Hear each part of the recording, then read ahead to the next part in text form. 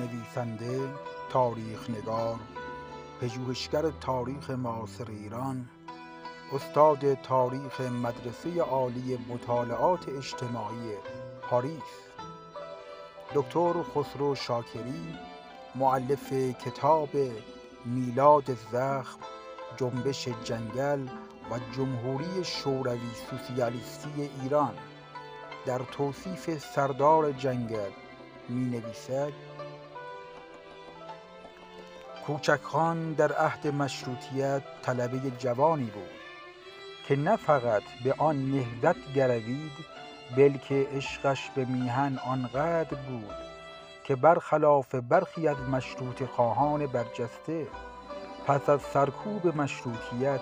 در نتیجه همدستی دو قدرت بزرگ حاکم در ایران، همچنان به کوشش خود برای رهایی ایران از چنگ استعمارگران ادامه داده و نهضتی را پای ریخت که دوست و دشمن را انگشت به دهان طلسم کرد. دیپلمات‌ها، روزنامه‌نگاران و حتی پژوهشگران طی 70 سال بر علیه او اقامه کردند. کسانی که هدفشان نه پژوهش پرشور واقعیات بی اساس،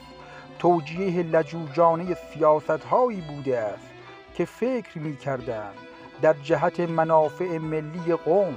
محوری آنان قرار داشت. حقایق تاریخی در مذبح خودپسندی‌های ملی منضمن قربانی شده‌اند و کسانی که آن را تاریخ می‌نامند،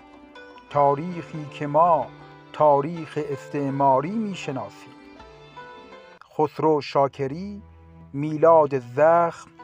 جنبش جنگل و جمهوری شوروی سوسیالیستی ایران، 1386 خورشیدی.